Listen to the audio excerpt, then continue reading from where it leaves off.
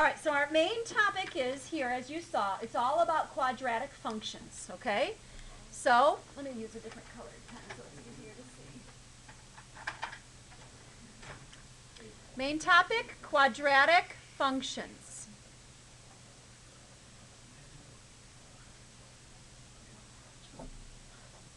Now, when we were doing all of our factoring, we were dealing with a ton of quadratic functions, okay? And we're going to find out that using some of the tools we learned about factoring, we can find some of these pieces or parts of these quadratic functions. Okay, so the first thing we want to understand is that a quadratic function is one that will be an equation in this form.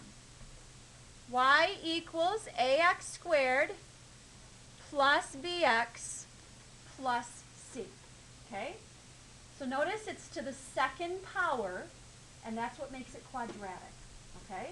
So to the second power, written in that form, we'll have what's called a quadratic function. Okay? Now, the first thing I want to highlight here is some of the easier characteristics to find on these quadratic functions. Okay? Y-intercept is one that's really easy to find. Okay? I might put that here in this subtopic box. If we ask you to identify the y-intercept of a quadratic function, all you have to do is look at this equation, and the c value will always tell us where it crosses the y-axis. Okay? So the y-intercept is the c. And we'll demonstrate this with some examples here today. All right? So the y-intercept will always be the c. Something else that's easy to identify when you're looking at a quadratic equation is whether or not its vertex is a maximum or a minimum vertex. Okay? Maybe let me just draw a little picture here. Our quadratic equations are either going to open up and look like this, or they're going to open down and look like this. What do we call those shapes? Does anybody remember? Good job. Parabola. Okay? So all of these quadratic functions are going to end up, when we graph them, looking like a parabola. Okay? So the low point on that parabola or the high point on that parabola is what's called the vertex. Okay? Now, you can determine if the vertex is a maximum or a minimum vertex by looking at one thing in the equation. So maybe this subtopic here I'm going to call vertex. Okay? If you look at the a value in the equation, okay, the number in front of the x squared, when a is positive, do you think that parabola opens up or down? Yeah. It makes sense that if this number out in front of the x squared is positive, it opens up, which means it's going to look like this, right? Now that vertex then, if it opens up, is that vertex the highest point on the parabola, or is it the lowest point? It's the lowest, right? See how it's the very farthest down of any point on that parabola. So when a parabola opens up, your vertex is going to be a minimum value. On the other hand, if it opens down like this, your vertex is obviously the highest point on the parabola. So it's going to be a maximum value. Okay? So the first thing I'm going to say here about the vertex is that when a is positive, or in other words greater than 0, that means your parabola opens up, and that makes it the minimum point on the parabola. Okay? So it is a minimum value. On the other hand, when a is negative, in other words less than 0, your parabola opens down like this guy, and that makes it a maximum value. Okay?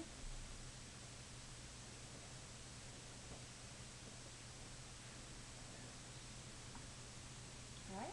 Any questions so far? So the y-intercept is the c. And we can determine if the parabola opens up or down by looking at the value of A. Darnell. If it's equal to 0, it's not going to be a quadratic equation. It's not even going to be a parabola at all. Great question. So Okay? I can hear you right now? Yep, you can. Okay? He's on? Everybody, no, I'm recording it and I'm going to post it. So you can say hey to Ryan. Hope you feel better. Hey Ryan. What a great today. Okay. Any other questions before we talk about other pieces and parts? Can you do all this? Okay. Now, he's not currently listening to it here, Devin, Oh. but he will. Okay. Now, the coordinates of a vertex you're going to find are typically referred to as H and K. H is the x coordinate of the vertex, and K is the y coordinate of the vertex. Okay? You with me, Rebecca? All right. Now, you're going to be asked to find the coordinates of the vertex and then use it to help you graph it. Okay? So to find H, what you're going to need to do is take the opposite of B and divide it by the quantity 2A. We'll show you, we'll definitely demonstrate how we do this here in a moment with some examples. But to find the x coordinate of the vertex, we're going to need to take the opposite of this B, which is the number in front of the x, and divide it by the answer we get when we take A and times it by 2. Okay, that'll give us the x coordinate of the vertex. Okay, which we'll find is typically referred to as H. Okay?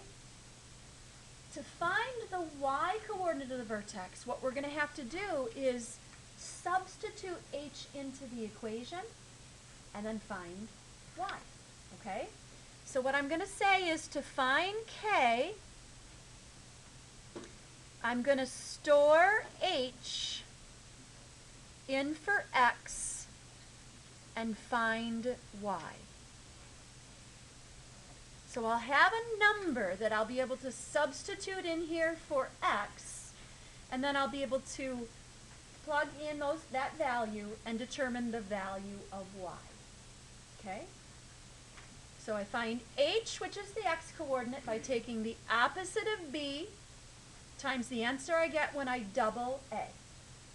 And once I know that answer, then I'm going to store that number in for x, or substitute it in for x, and then plug it into this equation and find the y coordinate that goes along with it. All right? Again, we'll demonstrate that here in a moment. Now, every parabola, if you picture, every parabola has a line of symmetry that goes right down through the middle of the parabola itself. This is called the axis of symmetry.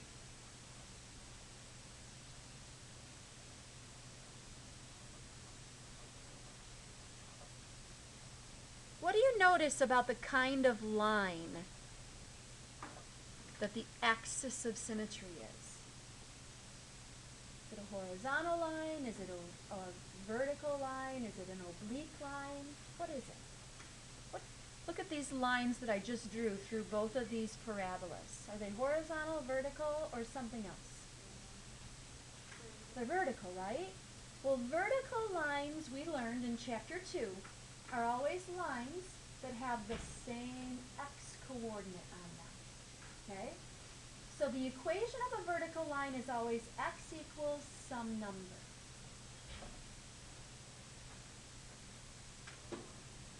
The number that x equals has to be whatever the x coordinate is here for the vertex. What variable did we say up here we use to represent the x coordinate of the vertex? H. Okay. So the equation for our axis of symmetry will always be x equals whatever we found h is equal to. Okay? All right. Couple other things we're going to add to this, and then we're going to finish just before lunch, and then I'll come back and complete the rest of this. You're going to be asked to identify the domain of all of your quadratic equations. Is domain about the x coordinates, or is it about the y coordinates? Okay? It's about the x. Good. So look at either one of these parabolas.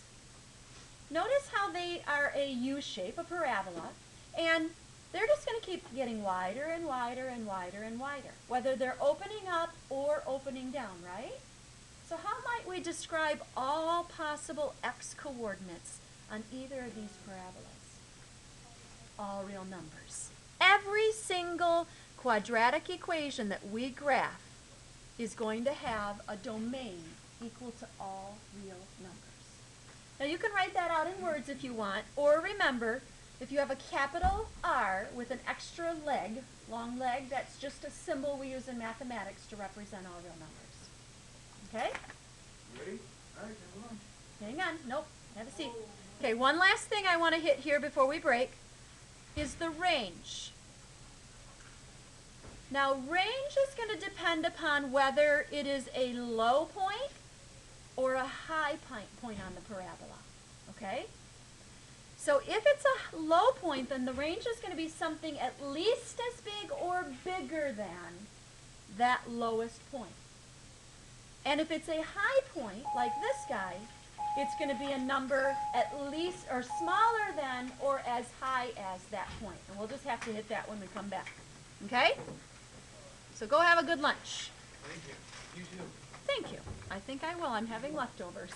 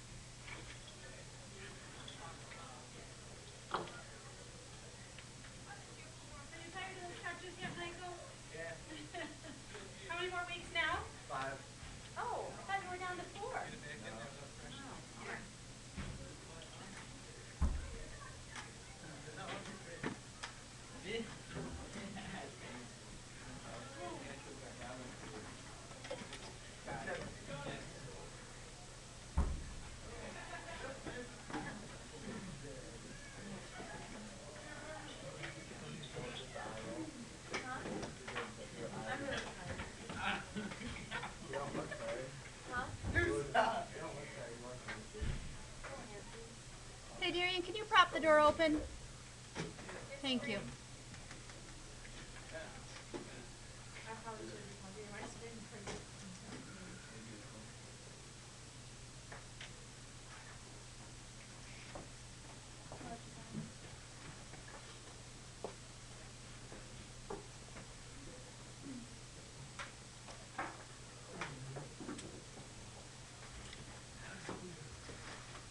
Darian, give me back my pencil, you Jewish. Hey, Devin. Devin. That's inappropriate. First, you're wording, and second, you're beating on your friend. Maybe he is Jewish. You make it sound like that's a derogatory term, and it is not at all derogatory. Yeah, it is. Devin, you want to stay in here today? No. Then go. Is anybody in here Jewish? Devin, I don't care if anybody's in here Jewish or not. You are making a derogatory comment about someone's personal beliefs. And I won't stand for it. Are you? Welcome back, Mr. VT. BT get. No! No, Here, go out. Osweiler. With the wind. Over the Patriots. Is that money? All right. Alright, here we go. Is that money gave me? Oh, I'm actually warm today, but I have No, it's hot. It's hot as a moth. All right. So I know lunch could not have been as good as your Thanksgiving meal, but And a moth. did it suffice? I had leftover turkey and dressing and green beans, carrots. Yummy, yummy. All right. Continuing on here, guys. We've almost filled in all of what I want to get filled in here today before we start to find some of these things, okay? But continuing on, we were in the midst of talking about range, okay? Let me set this to record. All right. So with range, it's going to depend upon whether or not our parabola opens up like this one or opens down like this one. Because if it opens up, it's the smallest value on the parabola. And if it opens down, then it is the highest value on the parabola. Now let's think about this. Think about your vertex up here, okay? X is the h coordinate and y is the k coordinate, okay? Or k is the y coordinate, excuse me. Which of these values, h or k, will tell us about the highest or lowest point on the parabola? Which of the values, h or k, should tell us about the highest or lowest point on the parabola? K, the y value, right? Okay, so if it is a low point, then our range has to be everything from that number on up, correct? And if it is a high point, guys, then our range has to be everything from that number on down. So range is going to have to do with the k value. Okay, so let's separate this into two groups. Those that open up, those that open down. Okay? If it opens up, it's the lowest point. So your range is going to be all real numbers greater than or equal to k. Because it's the lowest point, it has to be up from there. Okay? On the other hand, if it opens down, it's the highest point. So what would we say about the range if it's opening down? Yeah, less than or equal to. So opening down, it's going to be all reals less than or equal to whatever k is. Okay? And there are a few other subtopics that we're going to add to this, but this is what I wanted to cover here today. So I want to make sure everybody's graphic organizer is complete up to this point. And then we're going to try to do a number of examples where we find these pieces and parts. Okay? Okay. Okay. So we'll have Ani start around the stapler.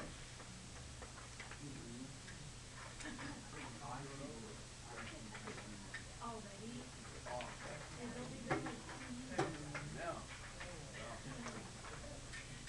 Oh, that's why your brother didn't do it? He did it because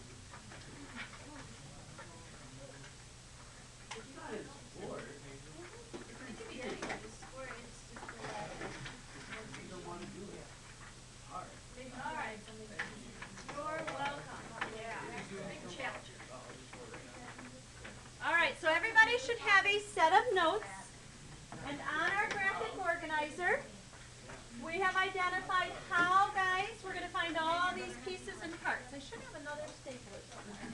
Anybody see a second stapler around there? Who's got the stapler? With a sore knee, you can't wrestle, you know? Who's got the stapler? Oh yeah, so was I.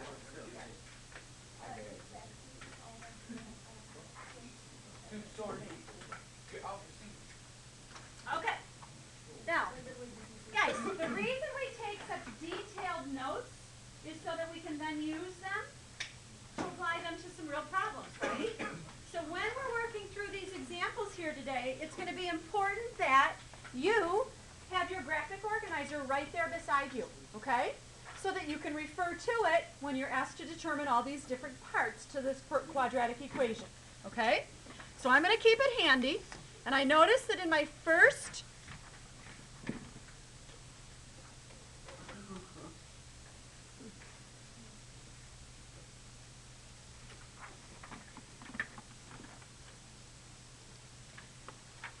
okay, so I notice, hang on.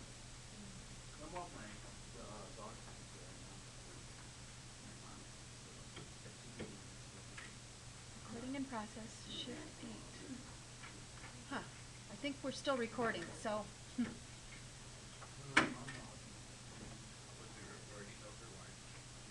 No, I paused, I thought I paused it.